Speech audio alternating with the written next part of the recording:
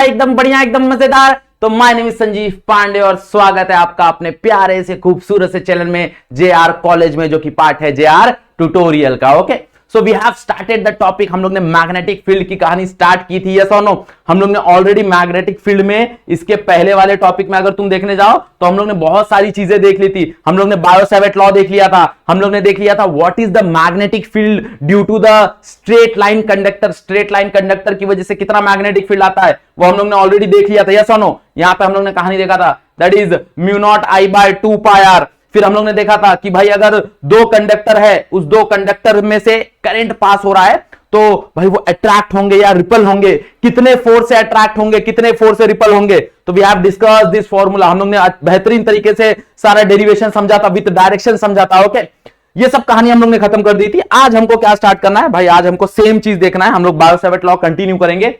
हमको देखना है कि भाई जो वायर सीधा था, ये वायर सीधा है, इसकी वजह से इतने डिस्टेंस पे कोई तो मैग्नेटिक फील्ड प्रोड्यूस हो रहा है। अगर इस वायर को मैं कर्व कर दूंगा, अगर इस वायर को मैं टर्न कर दूंगा तो मैग्नेटिक फील्ड में क्या चेंजेस आएगा, वो चीज हमको देखना है। फिर हमको देखना है कि अगर मान लो मैं एक पूरा लूप कंसीडर करता हूं और उस लूप के एक्सियल डिस्टेंस पे मेरे को मैग्नेटिक फील्ड निकालना है तो क्या आएगा। फिर हमको देखना है magnetic field for the current loop. भाई जो करंट लूप है that behaves as a bar magnet, वो चीज भी हम लोग डिस्कस करेंगे। ओके, चलो सो कहानी स्टार्ट करते हैं। बुक और पेन लेके बैठ जाओ, कहानी एक ही बार में खत्म कर देना, याद रखना। ओके, वीडियो एक बार में खत्म करना, समझना, नोट्स बनाना। अगर कुछ डाउट है तो इंस्टाग्राम में डीएम कर देना या फिर कमेंट सेक्शन में। ओके, चलो वीडियो सेव कर देते हैं। क्लियर, चलो स्टार्ट करते हैं। तो सबसे पहले हम लोग क्या देखेंगे, magnetic field produce by a current in the circular arc of the wire. तो मान लो कि मेरे पास एक वायर है जो सर्कुलर आर्क का है, तो let us consider a wire. एक वायर मान लेते हैं जो सर्कुलर आर्क का है, और ये चीज हटा देते हैं। ओके, ये वायर है जिसमें से करंट फ्लो हो रहा है। क्या फ्लो हो रहा है, करंट फ्लो हो रहा है। सो मान लो इसके अंदर से आई करंट फ्लो हो रहा है। ओके, एक सर्कुलर आर्क है। अब सर्कुलर आर्क है तो ऑब्वियसली इसका एक सेंटर ऑफ कर्वेचर होगा। सेंटर ऑफ कर्वेचर है तो ऑब्वियसली भाई ये कोई एंगल सबटेंड करेगा, हाँ या ना। तो यहां पे कोई ना कोई तो एंगल सबटेंड होगा। तो लेट्स से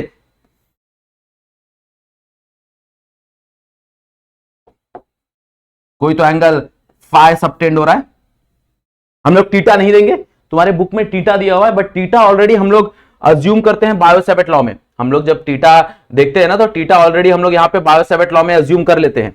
तो थीटा हम लोग ने बता दिया भाई, what is theta. Theta is nothing but angle between your element, जो भी तुम्हारा वायर का एलिमेंट होगा, कंडक्टर का एलिमेंट होगा, एंड द आर डिस्टेंस, उसके बीच का थीटा होता है। तो बाकी एंगल्स के लिए हम लोग यूज करेंगे फाई। ओके, बुक में थीटा ही यूज किया है बट हम लोग यूज करेंगे फाई। ओके, चलो सो मान लो कि भाई ये कहानी है, मेरे को बोला है कि यहां पे इसकी वजह से इस वायर की वजह से इस पॉइंट पे कितना मैग्नेटिक फील्ड होगा, कितना मैग्नेटिक फील्ड होगा, ये मेरे को बताना है। ओके, तो हम लोग क्या करेंगे, सबसे पहले हम लोग एक छोटा सा एलिमेंट कंसीडर कर लेंगे। एकदम छोटा सा एलिमेंट कंसीडर कर लो। तो मान लो एकदम छोटा सा एलिमेंट कंसीडर कर लिया, एकदम छोटा सा एलिमेंट। मान लो इस एलिमेंट का जो लेंथ है ना, इसको हम लोग डीएल मान लेते हैं। क्या मान लेते हैं, डीएल मान लेते हैं। इसका जो एंगल है ये हम लोग डी फाई मान लेते हैं, और ये जो है ये तो रेडियस है, आर है, that is R the radius, yes और नो। ओके, तो कंसीडर आर्क, एक आर्क कंसीडर करो।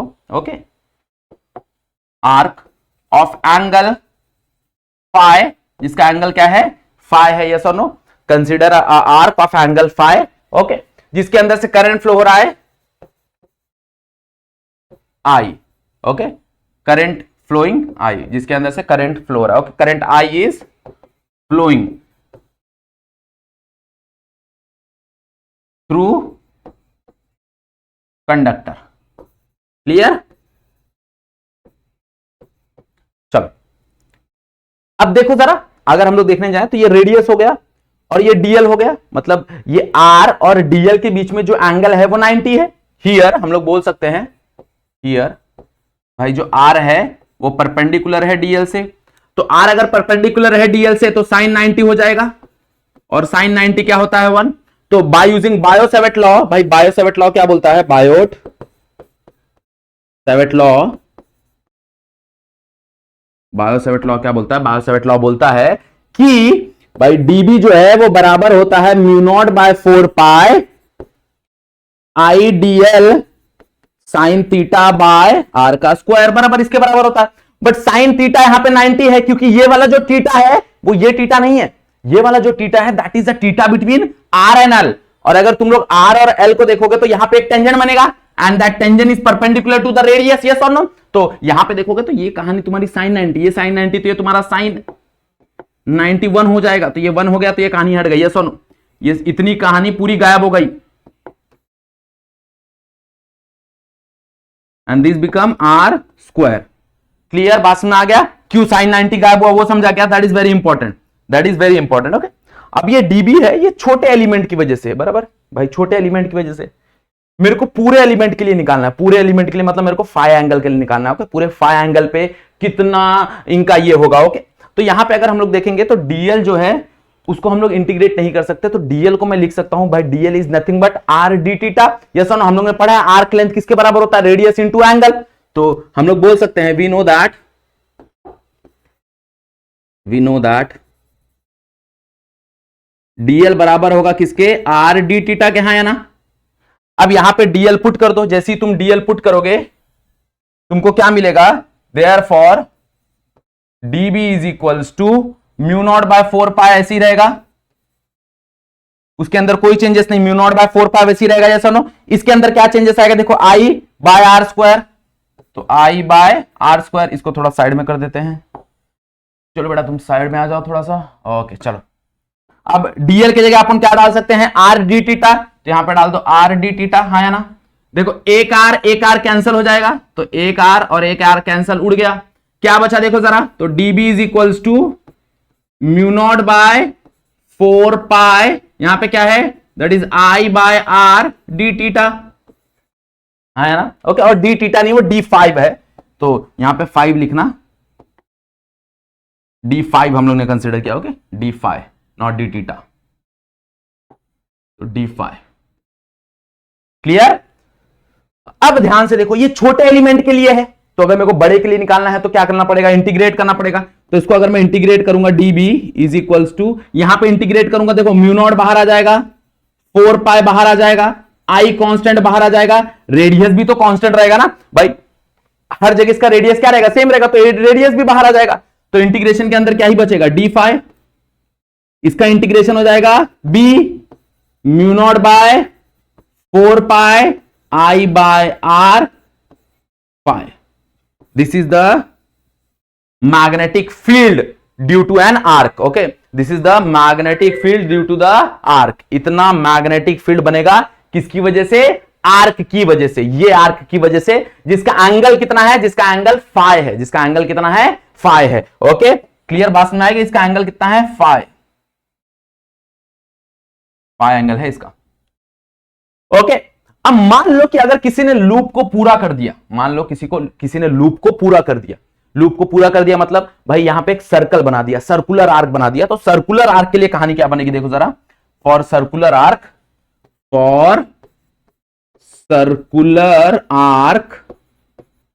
भाई तुम्हारा जो फाई है दैट बिकम 2 पाई।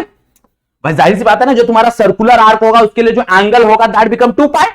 तो एंगल अगर 2 पाई यहां पे सब्स्टिट्यूट कर दोगे तो कहानी में क्या चेंजेस आएगा भाई? B is equals to mu not by 4 pi, 4 pi तो एज इट इज रहेगा, हाँ या ना? I by R as it is रहेगा, हाँ या ना? यहां पे फाई के जगह आ जाएगा 2 पाई, पाई से पाई उड़ जाएगा, 2 1 जा 2 2 जा, बराबर क्या मिलेगा मेरे को? B is equals to mu not I by 2 R. This is the magnetic field at the centre of the circular arc. तो अगर कहीं पे सर्कुलर आर्क आएगा, कंप्लीट सर्कुलर आर्क, तो कंप्लीट सर्कुलर आर्क में अगर किसी ने सेंटर पे मैग्नेटिक फील्ड निकालने बोला तो तुम ऐसे निकाल सकते हो, that is mu not I by 2 R. Yes और नो? इतना लगेगा उस सर्कुलर आर्क पे। हाँ, अगर वो सर्कुलर आर्क ना हो के सेमी सर्कल रहा तो यहां पे पाई पुट कर देना, अगर वो क्वार्टर सर्कल रहा तो यहां पे पाई बाय 4 पुट कर देना। यस और नो? तो कहानी चेंज होगी। ये जनरल फॉर्मूला है, this is the general formula for any arc. किसी भी आर्क के लिए अगर तुम लोग देखने जाओ तो ये काम करेगा। यस और no? This is the general formula. हाँ, बट अगर मान लो कि तुमको कहीं ना कहीं भाई पूरे सर्कल के लिए चाहिए तो फाई के जगह डाल दो पूरा का पूरा 2 पाई। सेमी के लिए चाहिए तो 180, क्वार्टर के लिए चाहिए 90, 60 के लिए चाहिए। पुट करो भाई, जैसे जैसे पुट करोगे π/3 π/6 जो तुमको पुट करना पुट करो। हाँ बस रेडियन में पुट करना है, डिग्री में नहीं पुट करना, ये चीज याद रखना। क्लियर, बात में आ गई एवरीवन, पक्का? चल नेक्स्ट कहानी देखते हैं। सेम बायो सैवर्ट का ही प्रिंसिपल है। अब मान लो किसी ने बोला कि भाई एक सर्कुलर आर्क है, सर्कुलर आर्क के सेंटर में कितना होगा अपने को पता है भाई, सर्कुलर आर्क है और उसके सेंटर में मैग्नेटिक फील्ड कितना होगा, दैट इज μ0I/2r। अपन ने देख लिया, यस और नो। अगर मान लो सेंटर ना बोल के, वो सेंटर ना बोल के एक एक्सियल डिस्टेंस पे बोलता है। एक्सियल डिस्टेंस पे कैसे बताऊं लेट्स से कि this is the loop, okay, let's say इसका ही इस्तेमाल करते हैं। दिस इज द ये लूप है तुम्हारा, let's say this is the loop, okay. इस लूप में वायर में करंट फ्लो हो रहा है, तो इस करंट की वजह से यहां पे कितना मैग्नेटिक फील्ड आएगा, इसके सेंटर में कितना मैग्नेटिक फील्ड आएगा, दैट इज μ0I/2r। हम लोग ने देख लिया। बट इसके एक्सियल डिस्टेंस पे, मतलब इसके सेंटर से एक्सिस वाला जो डिस्टेंस है, ये जो डिस्टेंस है, इसमें कितना, इसकी वजह से ये पॉइंट ये दिख रहा है, ये यहां पे कितना तुम्हारा मैग्नेटिक फील्ड प्रोड्यूस होगा, that we have to consider, okay. तो मान लो कि भाई तुम्हारा जो सर्कल है वो कहीं ना कहीं XY प्लेन पे रखा है, तुम्हारा जो सर्कल है वो कहीं ना कहीं XY प्लेन पे रखा है, और तुम्हारा जो एक्सियल डिस्टेंस है वो कहीं ना कहीं Z प्लेन पे है। तो एक्सियल डिस्टेंस को हम लोग Z लिख देंगे। तुम लोग कुछ भी लिख सकते हो, Z लिखो, X लिखो, Y लिखो, उससे कोई फर्क नहीं पड़ता। ये खाली डायग्राम का ओरिएंटेशन है। कोई ओरिएंटेशन चेंज कर देगा तो दिस बिकम X एक्सिस, कोई ओरिएंटेशन और चेंज कर देगा दिस बिकम Y एक्सिस, उससे कोई फर्क नहीं पड़ेगा। तो मान लो बुक में Z एक्सिस से लिया है तो हम लोग Z एक्सिस से कंसीडर करेंगे, ओके। सो मान लो यहाँ पे एक सर्कुलर लूप है जिसके अंदर से I करंट फ्लो हो रहा है। कितना करंट फ्लो हो रहा है? I करंट फ्लो हो रहा है, ओके। तो कंसीडर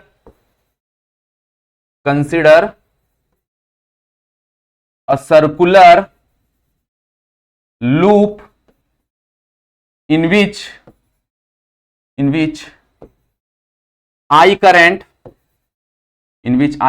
is flowing, क्लियर बात में आ गई? तो I करंट फ्लो हो रहा है, ओके। अब मान लो कि भाई Z डिस्टेंस पे मेरे को मैग्नेटिक फील्ड कैलकुलेट करना है, okay. At a distance of Z we have to find magnetic field, है ना। तो मान लो कि भाई एक छोटा सा एलिमेंट कंसीडर करते हैं, let us consider DL element. तो यहां पे एक छोटा सा एलिमेंट कंसीडर करते हैं, लेट्स से ये वाला एलिमेंट DL, इसको नाम देते हैं DL, ओके। अब ये DL एलिमेंट, और मान लो ये मेरा R डिस्टेंस है भाई, ये R डिस्टेंस है, ओके। तो ध्यान से देखो, क्या ये R डिस्टेंस और ये DL एलिमेंट ये परपेंडिकुलर नहीं होंगे? सेम, ये लूप है, this is the loop, okay, and this is the R distance. जब मैं इसको यहां पे रखूंगा तो ये ऐसा है और ये ऐसा है, मतलब बेसिकली ऐसे हैं, तो ये परपेंडिकुलर है, ये सुनो। तो यहां पे भी हम सेम चीज बोलेंगे, here R and DL is perpendicular, therefore again by sin theta will be theta will be 90 and sin 90 will be 1, okay. अब मान लो कि भाई ये जो DL है ये हॉरिजॉन्टल, ये जो R डिस्टेंस है हॉरिजॉन्टल के साथ एक एंगल बना रहा है फाइ, या सुनो ये क्या बना रहा है, ये एंगल बना रहा है फाइ, ये है 90। तो दिस बिकम योर, ये जो तुम्हारा एंगल है ये जाहिर सी बात है ये क्या बन जाएगा, ये तुम्हारा बन जाएगा दैट इज 90 माइनस फाइ, है ना भाई। जाहिर सी बात है ये तुम्हारा क्या बन जाएगा, 90 माइनस फाइ, है ना। अब ये 90 माइनस फाइव बन गया तो ये तुम्हारा फाइव बन जाएगा। तो यहां पे मतलब ये जो मैग्नेटिक फील्ड है ये हॉरिजॉन्टल के साथ फाइव बना रहा है, मतलब इसको मैं दो कंपोनेंट में डिवाइड कर सकता हूं, that is dB cos theta and dB sin theta. ये एंगल नहीं बनेगा, थोड़ा सा ध्यान देना,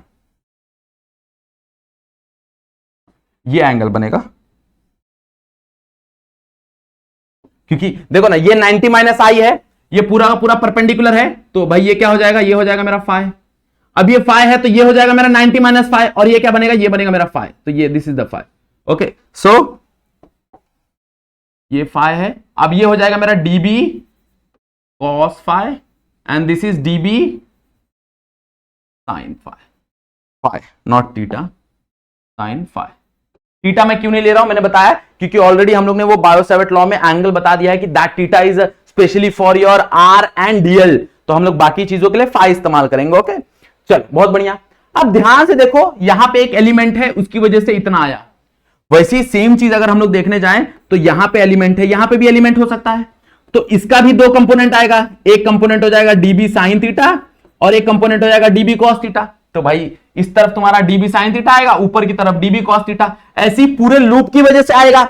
अब हर एक साइन थीटा तुम देखो, हर एक साइन थीटा एक दूसरे को बैलेंस करेंगे। देखो हर एक साइन थीटा, ये वाला साइन थीटा इससे बैलेंस करेगा, ये वाला साइन थीटा इससे बैलेंस करेगा, मतलब डीबी साइन थीटा का तो कोई वजूद ही नहीं है। तो भाई डीबी साइन थीटा का कोई भी वजूद नहीं है। अब यहां पे देखो क्या लगेगा, डीबी कॉस थीटा। भाई डीबी कॉस थीटा सारे के सारे कहां लग रहे हैं, ऊपर। तो जो नेट मैग्नेटिक फील्ड होगा यहां पे, the net magnetic field, net magnetic field that is integration of dB cos phi, that is dB cos phi।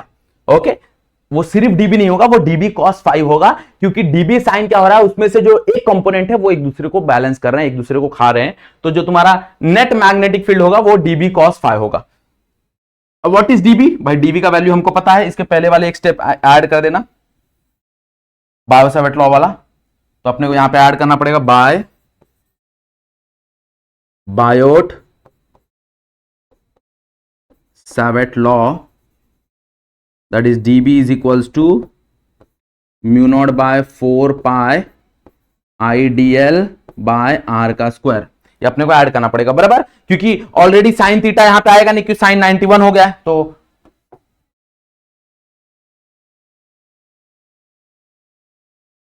चलो बहुत बढ़िया, हाँ है ना, चीजें समझ में आ गई है कहीं ना कहीं सबको। ओके, अब ये डीबी यहां पे तुमको पता है, यहां पे सब्स्टिट्यूट कर दो। जैसे ही तुम यहां पे डीबी सब्स्टिट्यूट करोगे तुमको क्या मिलेगा, देखो जरा। तो डायग्राम को थोड़ा सा एडजस्ट करते हैं, ये एक्चुअल में थोड़ा बड़ा ये होगा, डेरिवेशन है, तो थोड़ा सा डायग्राम को एडजस्ट करते हैं, कोई प्रॉब्लम नहीं है। बहुत बढ़िया, चलो इसको भी थोड़ा सा एडजस्ट कर लेते हैं।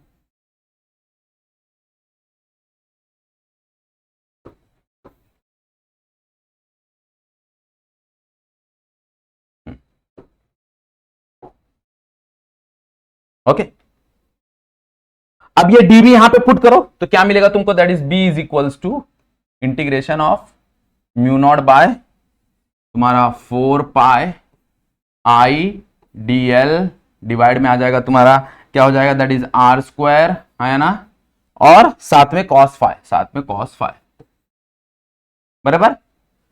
अब देखो भाई यहां पे DL से इंटीग्रेट करना है, बट DL का कोई भी फंक्शन प्रेजेंट नहीं है, तो अपन क्या करेंगे, यहां कहीं से कहानी को थोड़ा सा निपटाने की कोशिश करेंगे। लेट अस कंसीडर भाई ये जो लूप है इसका रेडियस है कैपिटल R। ये जो लूप है देखो, small r is the distance between this element and जहां पे मेरे को फाइंड करना है वो डिस्टेंस है, and capital R is nothing but loop का रेडियस, वो लूप का रेडियस है बराबर। तो यहां पे अगर मैं पाइथागोरस थ्योरम लगाऊं तो क्या मैं बोल सकता हूं भाई R स्क्वायर बराबर होगा capital R square plus Z square से, हाँ या ना, बराबर। जाहिर सी बात है, अगर मैं देखने जाऊं तो पाइथागोरस थ्योरम, तो अपने को R स्क्वायर कहीं ना कहीं मिल गया।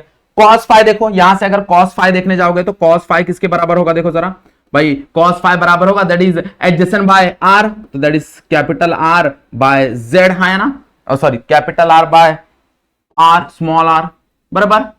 अब यहां से देखो स्मॉल r मेरे को मिलेगा दैट इज रूट ऑफ, तो यहां से मैं बोल सकता हूं भाई cos phi किसके बराबर होगा, that is capital R divide by under root, यहां से देखो अंडर रूट आएगा that is R square plus Z का स्क्वायर, यस और नो। यहां से मेरे को cos phi मिल गया, मेरे को R स्क्वायर का वैल्यू पता है, substitute this both value in this equation, so therefore मेरे को क्या मिलेगा,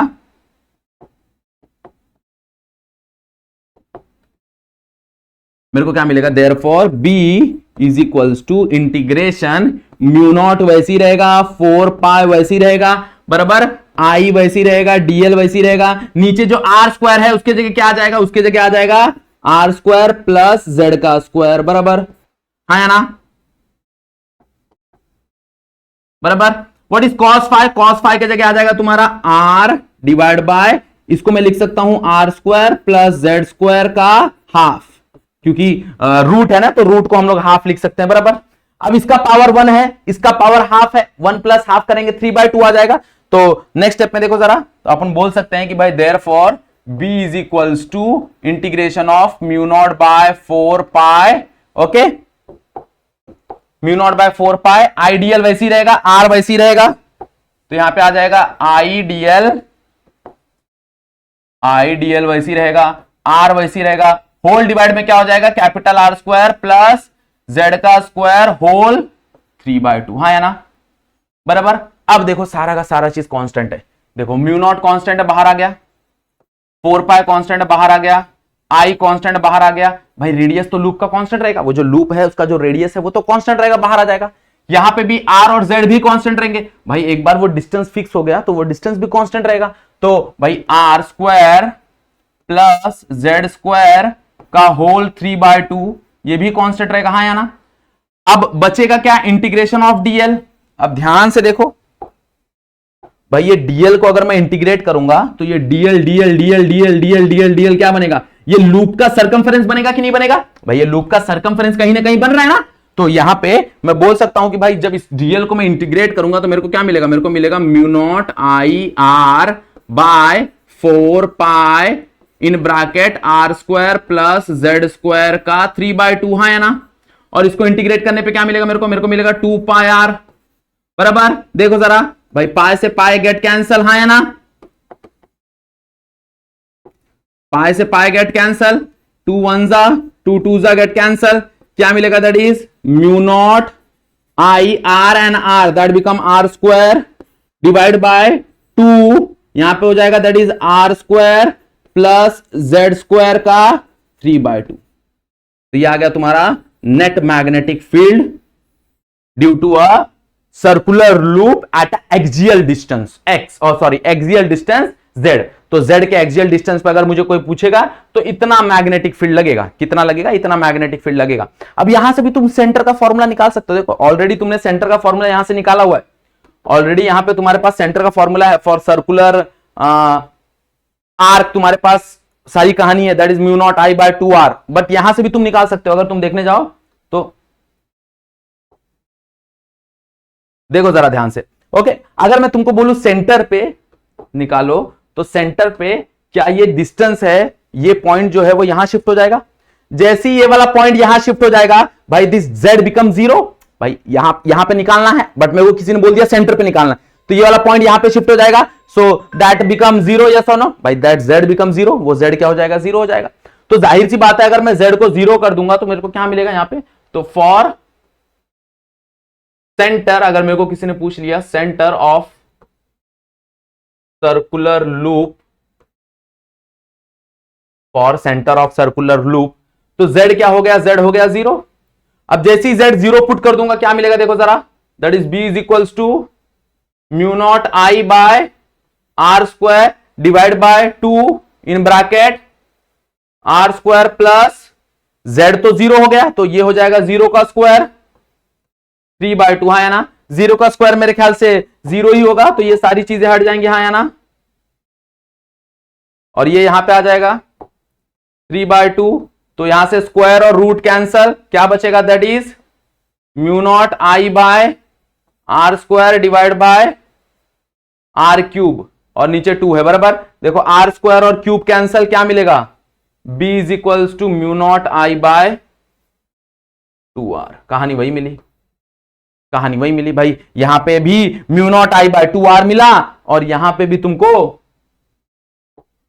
mu not I by 2r मिला। यहां पे जो रेडियस है उसको हम लोग ने स्मॉल r लिया था, यहां पे जो हमने रेडियस है उसको कैपिटल R लिया है, वही कहानी है। यस और नो, बात समझ आ रहा है कि नहीं समझ आ रहा है एवरीवन, पक्का। ये सिर्फ सिंप्लीफाई किया है। तो अगर तुमको कहीं पे बोल दिया कि भाई calculate magnetic field at the centre, तो इधर you can use this formula. Again थोड़ा सा ये थोड़ा लेंदी पड़ेगा, तो आई विल सजेस्ट कि तुम लोग इससे वाला आर्क वाले से कर सकते हो, आर्क वाले से थोड़ा ज्यादा इजी पड़ेगा, हाँ या ना।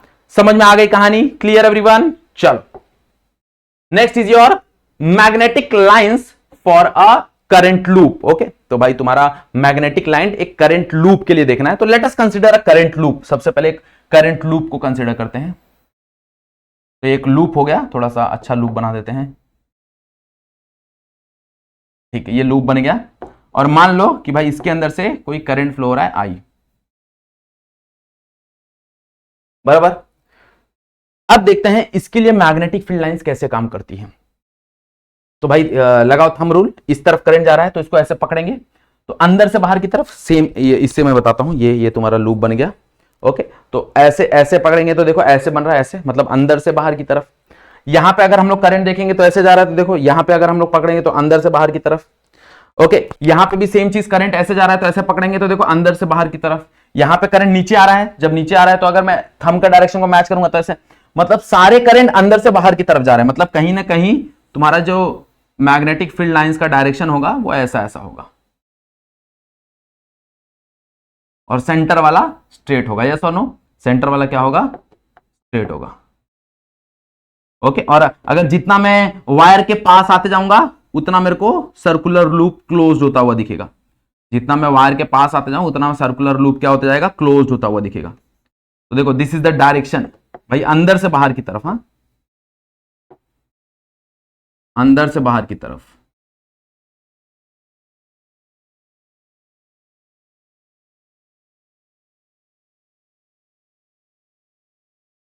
ओके, ऐसा ऐसा। ओके, मतलब ऐसा एक वायर है, एक लूप है, और जो मैग्नेटिक फील्ड लाइंस है वो ऐसे बाहर की तरफ, यहां से जा रही है और बाहर की तरफ जा रही है। अब जरा बार मैग्नेट याद करो भाई। बार मैग्नेट अगर तुम देखने जाओगे तो बार मैग्नेट की कहानी कहीं ना कहीं हमको पता है भाई। बार मैग्नेट में इनसाइड इनसाइड द मैग्नेट भाई मैग्नेटिक फील्ड लाइंस कहां से स्टार्ट होती हैं? It will start from your भाई साउथ पोल और एंड टू नॉर्थ पोल। हाँ, मैग्नेट के बाहर नॉर्थ से चालू होती हैं और साउथ में खत्म होती हैं, बट मैग्नेट के अंदर साउथ से चालू होती हैं और नॉर्थ पे खत्म होती हैं। तो मान लो ये मैग्नेट के अंदर वाला पार्ट है, मतलब यहां से ये चालू हो रहा है, तो this become your south and this become your north. मतलब कहीं ना कहीं this circular loop will act as a magnetic dipole. Okay, कहीं ना कहीं तुमको ये जो सर्कुलर लूप है ये एक्ट करेगा किसकी तरह? ये एक्ट करेगा मैग्नेटिक डाइपोल। तो यहां पे हम लोग बोल सकते हैं कि भाई circular loop of conductor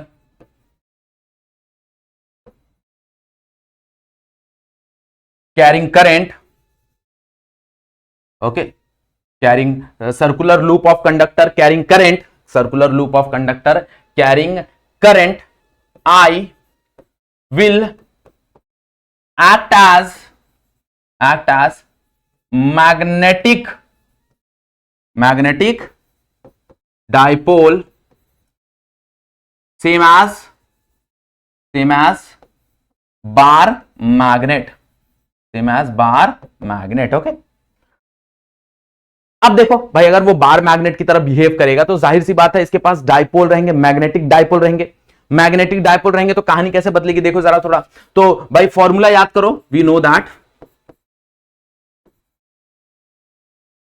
okay, we know that हमारे पास एक फॉर्मूला है, अभी हम लोगों ने थोड़ी देर पहले निकाला, that is B is equals to, that is magnetic field due to the circular loop axial distance पे, that is mu not I R square 2r² plus Z square 3/2। हाँ है ना?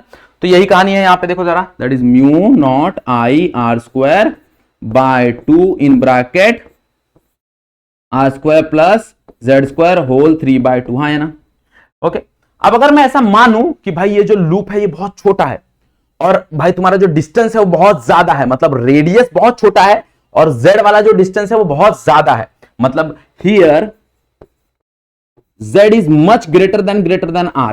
भाई जो z है वो मच ग्रेटर देन r है, मतलब कहीं ना कहीं अगर मैं चाहूं तो इस r को एलिमिनेट कर सकता हूं, इस r का कोई वजूद नहीं रहेगा। भाई ये r यहां पे कोई भी वजूद क्रिएट करने वाला नहीं है, तो ये यार अगर तुम यहां से हटा दोगे तो तुमको क्या मिलेगा? देखो जरा, तो यहां से तुमको मिलेगा that is b is equals to mu not I square divide by 2, यहां पे क्या हो जाएगा? दैट इज जेड स्क्वायर का 3/2। हाँ या ना? अब देखो बाय 2 और ये कैंसिल हो जाएंगे, यहां पे अगर हम लोग देखें तो ये वाला और ये वाला कैंसिल हो गए, तो मेरे को क्या मिलेगा? मेरे को मिलेगा that is b is equals to mu not I R square by क्या मिलेगा? That is 2z cube. हाँ या ना? ओके, अब जरा ध्यान दो भाई, ऊपर नीचे हम लोग क्या करते हैं? पाई से मल्टीप्लाई कर देते हैं। अब ऊपर नीचे जैसी पाई से मल्टीप्लाई कर देंगे तो क्या मिलेगा? That is mu not I, यहां पे अगर मैं पाई से मल्टीप्लाई कर दूं तो क्या होगा? Pi R square divide by 2 pi Z cube. हाँ या ना? अब ये पाई आर स्क्वायर कहीं ना कहीं एरिया हो गया इस लूप का। भाई pi R square is nothing but area of this loop. हाँ या ना? तो यहां पे पाई आर स्क्वायर की जगह एरिया लिख सकता हूं, but pi R square is nothing but area, that is area of loop. हाँ या ना? तो कहीं ना कहीं अगर ये एरिया ऑफ लूप बन गया, यहां पे मैं एरिया लिख दूं तो क्या हो जाएगा, that is B is equals to mu not I A by 2 pi Z cube, हाँ है ना। ओके, अब ध्यान दो जरा भाई, ये आई इंटू ए क्या होता है, आई इंटू ए हम लोग ने इसके पहले पढ़ा है, that is a magnetic dipole. I into A क्या होता है, दैट इज मैग्नेटिक डाइपोल। तो यहां पे मैं आई इंटू ए की जगह लिख सकता हूं ना M, that is mu not M, M बोले तो तुम्हारा magnetic dipole divide by 2 pi Z का क्यूब। तो ये तुम्हारा मैग्नेटिक डाइपोल आ गया भाई, magnetic field due to magnetic dipole, this is the magnetic field due to magnetic dipole. तो इतना अमाउंट ऑफ मैग्नेटिक फील्ड होगा ड्यू टू मैग्नेटिक डाइपोल। और मैग्नेटिक डाइपोल हम लोग क्या कंसीडर किया है भाई, एक सर्कुलर लूप को कंसीडर किया है। तो एक सर्कुलर लूप कितना मैग्नेटिक डाइपोल क्रिएट करता है, एम, और उसकी वजह से कितना मैग्नेटिक फील्ड बनता है, that is B, that is B. Clear? So this is the formula for magnetic field due to magnetic dipole. तो यहां पे मैग्नेटिक डाइपोल है, उसकी वजह से कितना मैग्नेटिक फील्ड बन रहा है, that is B is equals to mu not M divide by 2 pi Z का क्यूब। क्लियर? समझा? अब इसको अगर तुमको और मॉडिफाई करना तो थोड़ा तुम और मॉडिफाई कर सकते हो, देखो तुमको बताता हूं कैसे।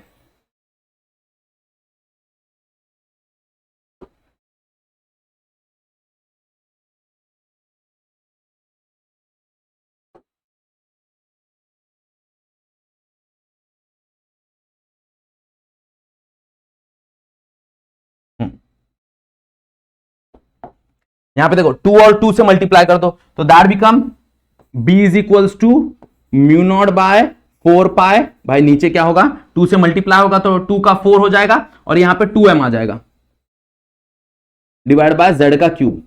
अब याद करो, अगर तुम याद करोगे तो जो इलेक्ट्रिक डाइपोल था ना कहीं कहीं वो इससे मैच हो रहा है। इलेक्ट्रिक डाइपोल का फॉर्मूला याद है, इलेक्ट्रिक डाइपोल का फॉर्मूला था that is electric field, electric field का फॉर्मूला था that is 1/4 pi epsilon 1/4 pi epsilon not 2p by r का क्यूब। याद है ये वाला फॉर्मूला, ये वाला था इलेक्ट्रिक डाइपोल की वजह से कितना इलेक्ट्रिक फील्ड बन रहा है। तो electric field due to electric dipole, electric field due to electric dipole. कहीं ना कहीं कंपेयर करो, सेम कहानी आ रही कि नहीं भाई, magnetic dipole magnetic field, electric field electric dipole, भाई z का क्यूब मतलब डिस्टेंस का क्यूब, r का क्यूब मतलब डिस्टेंस का cube, mu not by 4 pi constant 1/4 pi epsilon not constant, yes और नो। तो कहीं ना कहीं दोनों कहानी रिलेट हो रही है, तो तुम इसको कंपेयर भी कर सकते हो, इसको कंपेयर करके भी डायरेक्टली फॉर्मूला भी लिख सकते हो।